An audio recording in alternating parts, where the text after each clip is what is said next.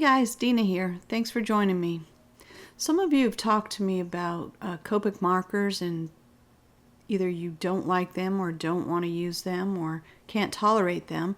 So in today's video, I decided I wanted to show you how to watercolor these cute little bunnies using your ink pads and a paintbrush. So let me go over some of the papers. I've done some tests for you. This is the hot press watercolor paper, and it's got a smooth finish, but it accepts the water really well. So when you can see the little ink blending I did, I really enjoyed how that worked together there. So I tried it on the bunny and it came out really good, I thought, but I did have some bleed, you can see on the cup area. Now if you're going to be using water, you've got to use pigment inks. So here I've used pigment ink because it won't bleed, but the color itself bled, and it's because it was watercolor paper. And watercolor paper is designed to, have your colors bleed into each other and create these gorgeous images. Now this watercolor paper is the hot press also that I did the full bunny, but I heat embossed it to kind of contain the ink and the water a little bit better, and it really did do the job. The thing that I found out though is when I heat embossed it, it almost disappeared into the paper.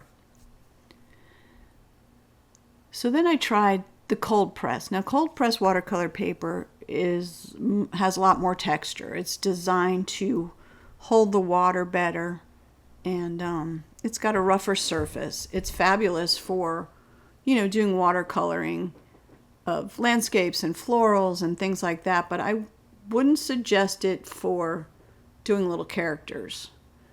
And there's the blend of the inks. It didn't blend as much on the cold press. And then I tried some Bristol board. Bristol board is it's kind of like a mixed media type paper. It's a little heavyweight. You can use it for so many different mediums: markers, pencils, paint, acrylics, etc. But I didn't like how the ink looked on here. It didn't really move. I couldn't move the ink very well. So, but I wanted to try it so you could have different options when you're coloring.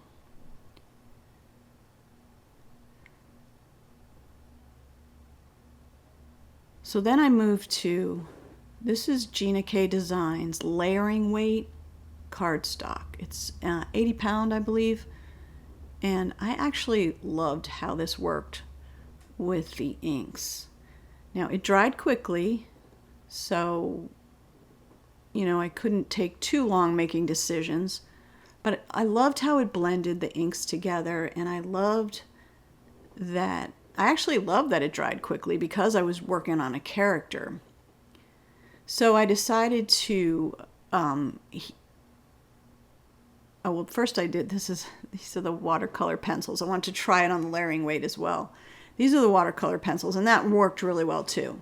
If you have watercolor pencils, you probably would enjoy that. Okay, and so then I moved to the layering weight, and I heat embossed it to see if, that would help contain the water and the inks, and it did. I really liked how that came out. Now, if you don't have pigment ink, you can use your dye ink and then heat emboss it, and you'll still won't have to worry about the black lines smearing. This is pigment ink, and I did not heat emboss this. I was just testing it, but you can see that the black ink lines never ran because it was able to accept the water.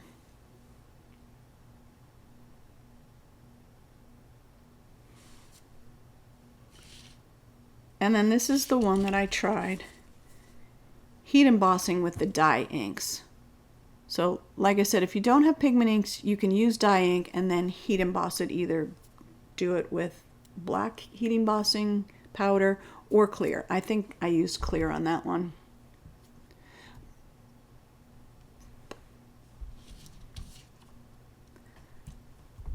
So my choice was to go with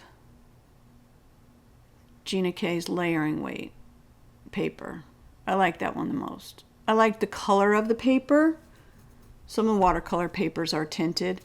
I like the watercolor, I like the color of this paper, and I liked how it accepted the inks. I liked that it dried quickly because I was painting a character and not a floral or a landscape. And you can use either pigment inks or heat emboss it, but I decided to use pigment ink and heat emboss it for the purpose of this video. Now brushes. Brushes are as important as paper is. When you're going to work on little characters, you want a small brush or a detail brush. This is a number 2 brush, but you may not have these brushes in your stash. So another option is a more budget-friendly option, which is a water pen. Now I love this water pen. You can see that it's stained, so it's very well loved and used.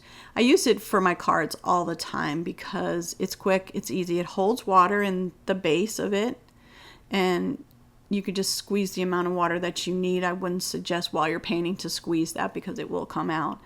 But it has a nice fine tip to it, and you can paint larger areas or smaller areas depending on which way you hold your brush. So for the purpose of this video, I will be using my water pen. So I'm featuring the Morning Blessings stamp set that I illustrated for Gina K Designs, and you can see that my little bunny got very dark because of the pigment ink. It stained it, but it still stamps perfectly. It's got the coordinating dies, and the dies are for all the bunnies and also for the sentiments. We have some large sentiments in this set, and I'm going to be using that one right there. So let's get started. This was my original card that I did with Copic markers, and I just wanted to show you the difference, and I will compare them at the end of the video to show you the Copic versus the watercolor with the inks. And there's not much of a difference. These are the inks I used. I used Gina K's dye inks, and these are the colors. I've got several to try to match the Copic markers that I used. So I've got Bubblegum Pink, Sweet Corn, Ocean Mist, Passionate Pink, Peach Bellini, Blue Lagoon, Sweet Mango, and Grass Green. And then I did a test strip on what each of the inks would look like when I added water to them. Because you get your variation of light and darks. And please know that this is not a watercoloring tutorial. This is just a video of me showing you how to paint with the dye inks. There's lots of videos out there on how to watercolor. So I added ink to my glass palette because it's going to help me move my ink around, and I'm going to be able to use the water there as well. You'll need some clean water, and you'll need a paper towel to help you clean off your brush and get all the excess water off. So let's dive in. I'm going to use some Peach Bellini, and I'm going to start with her little cheeks. Bring it in a little closer so you can see. And it's really a very quick process. The ink just flows so nicely on this paper that there's no scrubbing. There's no fighting with the paper or the inks at all. It's just very delicate, very easy to use. And if you get too much water, you just use your paper towel and pick it right up. You can pick up excess ink, you can pick up excess water, and it works just fine. Now I did use the heat embossing on this, I think I said that before, just for the purpose of this video. And you can see that I get some extra water in, but because it dries so quickly, I can go over certain areas and the paper doesn't tear or rip or get muddled at all. It just worked out wonderfully. Now, you don't have to use this paper, obviously. It's just one that I wanted to try, but you might have to test several different types of paper to see which one's your favorite. So I'm going to add some more color to this afterwards. First I want to get the base down because I noticed that when it dries, it actually is drying lighter. So I'm going to come back and add some deeper colors to my images. But for now, we're just going to lay in the colors that we want to use.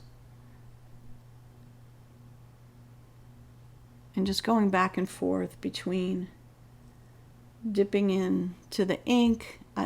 Sometimes I add extra water, but not much, and then that's when I'll use the paper towel just to pick it up.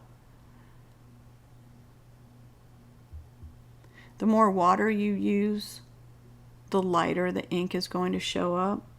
And also with your brushes, the smaller the brush, the less water it's going to hold. So you'll have to dip into your water more often. With this brush, I just squirted out a little bit of water on my glass palette and I dipped it back and forth, but I didn't have to go to the water very often because the inks stay very wet on the glass palette. If you don't have a glass palette or a glass mat, you could certainly use your acrylic blocks to put your inks on. I would not suggest using your paintbrush directly to your ink pads because you will potentially add water to them, and that would ruin the integrity of the ink pad. So I would not do that. That's why I put them off to the side and just played around with them that way. And also the glass or the acrylic, whatever you choose to use, is also a good way if you wanted to mix the colors together. You can easily do that without having to pollute your ink pad as well. So I'm just going back and forth and picking out colors, and it doesn't take much. I'm really not using a lot of pressure at all. It's very little pressure. The ink's really doing all the work for me. Makes it super easy. And this, like I said, this paper made it very easy to control the inks.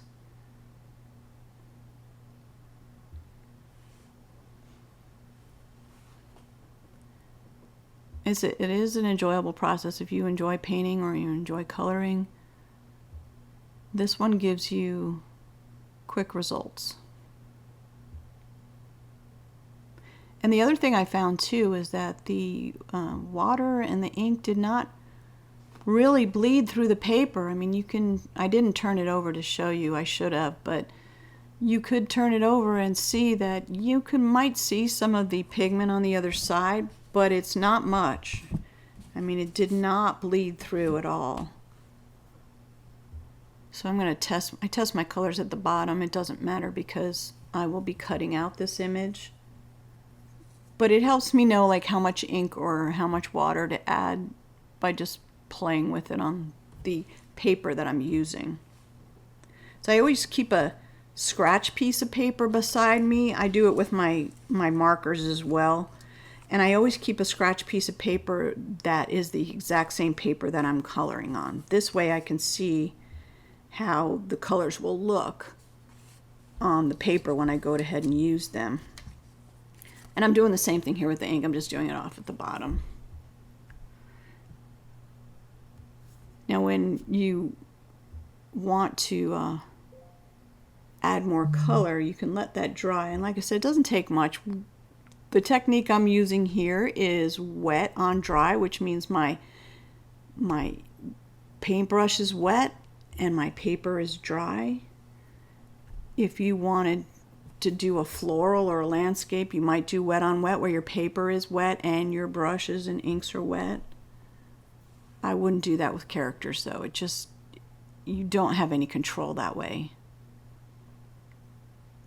And because we're, have black lines to define the image, you want to try to stay within those lines. Whereas when you're doing a regular watercolor painting, there are no lines. You just create with the paint. You define everything with paint and with the whites of your paper. But this was fun. I mean, this was something I will definitely do again. I enjoyed the testing process of it.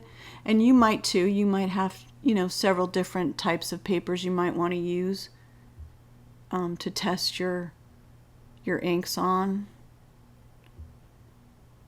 But really, whatever you use your ink on now is going to be perfectly fine to do this, as long as it's not super thin, because thin paper is not going to accept water very well. It'll curl. And as you can see here too, I don't have this paper taped down.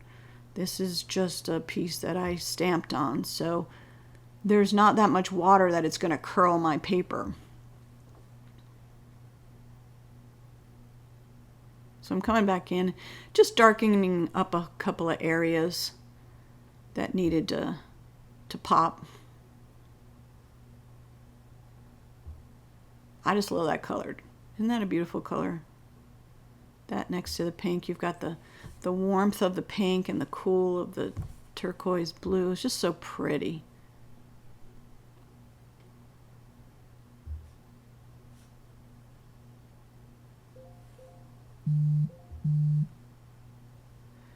And so I apologize for my chopped finger.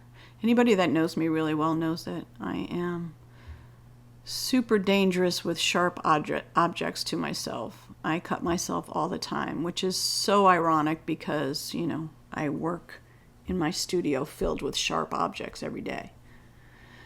So there's lots of bloodshed. My own only, though, thankfully. So just adding some more shadows here and there, defining the little bows. She's a happy little bunny.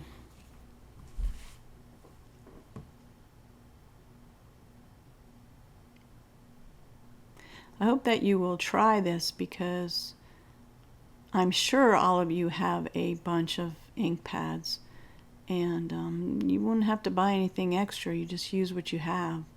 It's definitely a budget-friendly way to go, rather than spend so much money on alcohol markers, unless you already have them, of course. But I know a lot of you don't, or are not familiar with how to use them. They are my go-to medium, but I also love to play with watercolors. I haven't done this technique very often, but I really enjoyed it, so I'm sure I will definitely do it again.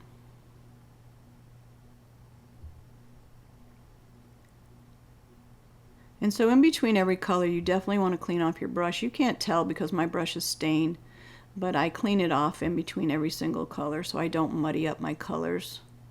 And I do have some water off to the side on my palette. And when you're working in very tiny spaces, you just barely touch, because the water and the ink does a lot of the work for you.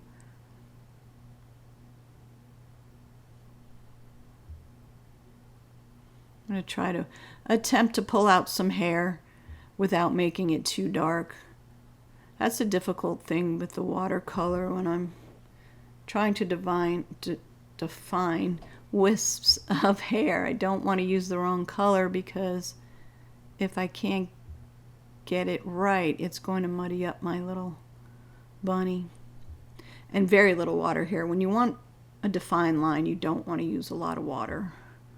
You would definitely want to use more ink than water.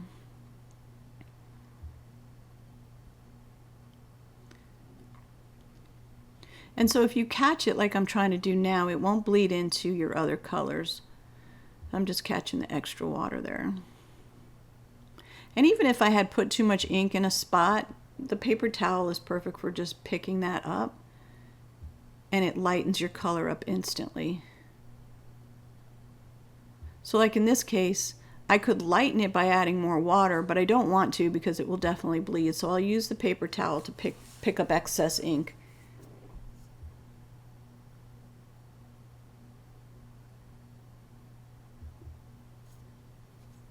Trying to get all these little shadows here that I would have forgotten had I not taken a second look. It's always good to kind of step back from your project and either come back to it or look at it from a distance to see if there's something missing or something out of place or something you don't like.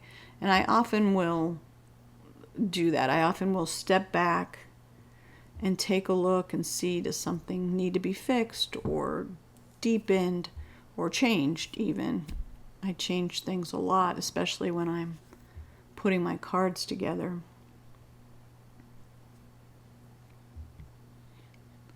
Trying to get a little shadow on these petals. I don't want to do it too much because I want it to be a little white daisy. But I just want to add a little bit of shadow.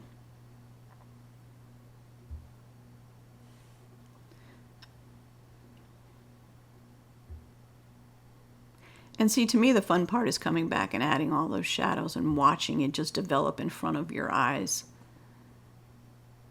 It's great to lay the base color down just to give you an idea of what you're going to do. But when you come back and define those shadows and everything starts popping out at you, it's just very gratifying to me. I love it. I love the whole process. Of course, I love the whole process of everything crafting. I just love it all. I never get bored. I'm never bored. People say, oh, I get so bored. I have to say, really? You should try making a card. You will never be bored. I'm actually trying to get my sister involved in stamping and learning how to make cards. We recently lost our father, and she took care of him. So it was harder on her because she was with him every day.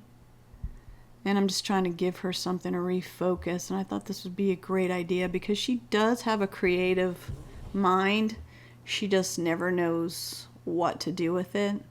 And this is a great little way to start because you have a card that is potentially your canvas and it becomes your masterpiece when you're done. And you can either choose to save it or you could give it to someone and just brighten their day. And we all need a little brightening, don't we? That's why I love to draw little happy characters. So something to always make you smile.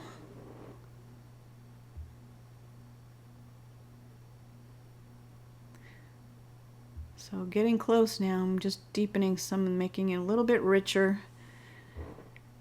Deepening some of these areas.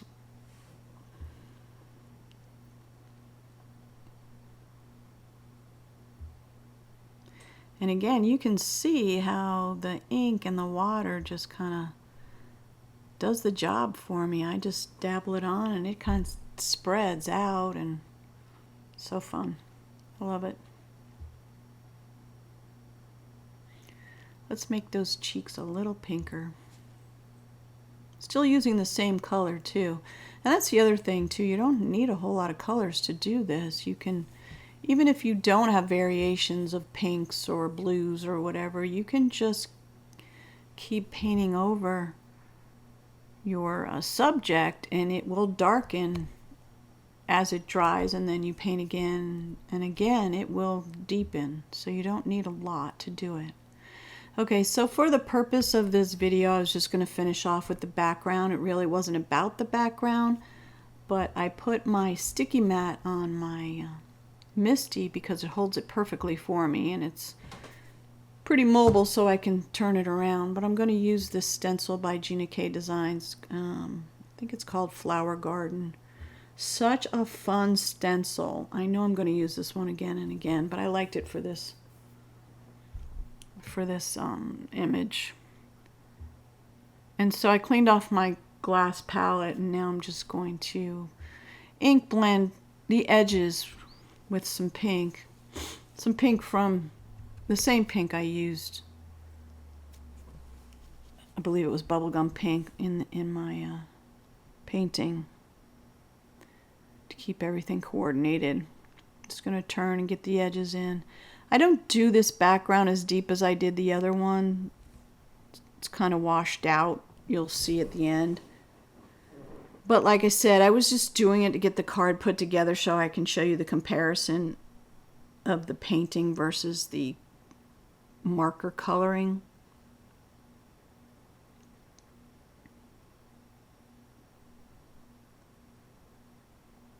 So I'm just going over and over just to not make it too dark. In hindsight, I would have preferred to make it a little darker, but that's okay.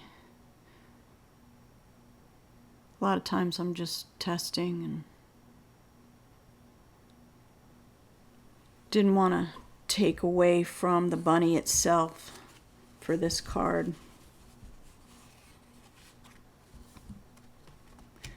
But yeah, if you have a sticky mat, it holds your stencils perfectly. Like, you don't have to use any tapes or sprays, and I don't have to worry it's going to move and ruin the integrity of the design. So I like to do it this way. But if you don't have a sticky mat to use like that, you can just use tape. There's also some spray you can use. I have, but I think I only used it once or twice. It was pretty sticky. And then, of course, they're easy to clean. You just wash them off like you do your stencils.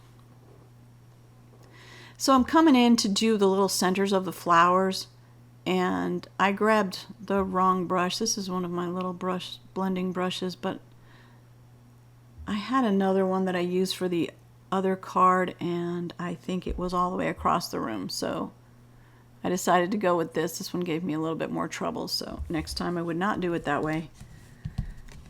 But it works. It works out. Like I said, the background's not the focal point of this video.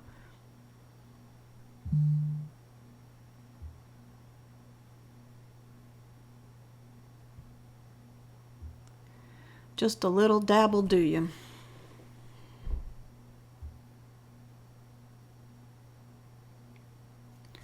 Okay, and then when I pull it off, it's hard to see. Really, it's hard to see, but I put sweet corn in the center and the pink on the edges.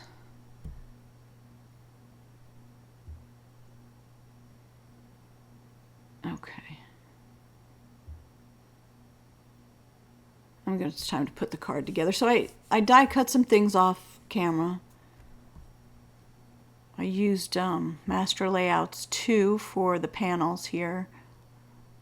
And then I used Master Layouts 1 for the very pretty ovals that I'm going to be setting the bunny on. I'm using the tape runner because it gives me time to reposition if I need to, and I almost always do need to reposition.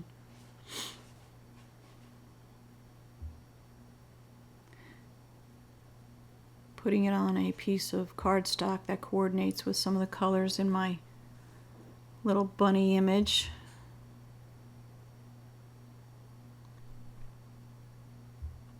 I kept this white on white. I kind of liked it that way.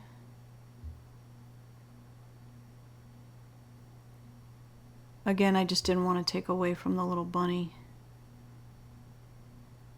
I'm going to use some foam adhesive to prop it up, give it some dimension. I like dimension in my cards. I don't think the post office likes my dimension very much, but you can ask them not to run it through the machines and it won't tear.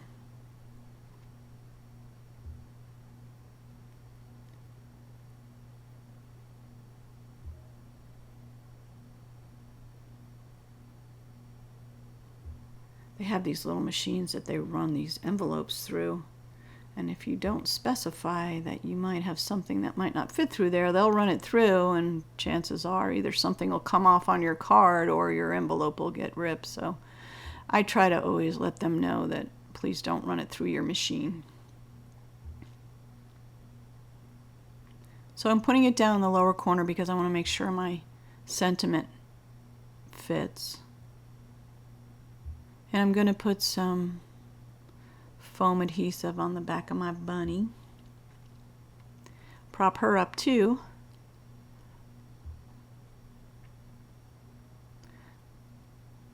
And I didn't want you to have to watch me fight with those squares because I always do, so. No, or sitting wrong? Okay, that's better. Okay. So now I'm going to, I always do this. When I have something I've propped up, I like to put a little color behind the image and it just helps pop it out. So using the same inks that I used when I was coloring the bunny, I'm making like a little background. Not a lot. I'm not going to saturate it or anything. Just add a little bit of color to pop the bunny.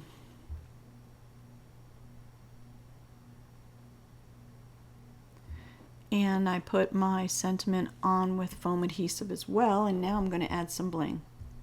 I think these are called Dazzling Gems by Simon Says Stamps. I love these. They're so pretty. They look like little crystals.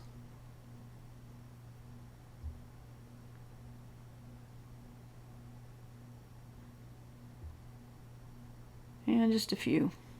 Just a few to finish off the card. And there's the difference. The one on the left was colored with Copics, and the one on the right was the one we just did with the inks. So I hope you've enjoyed this video. I hope maybe I've helped you or given you something new to try. And if I did, I would love it for you to subscribe and like my video. And thank you for joining me, and I hope you have a really great day. And I'll see you next time.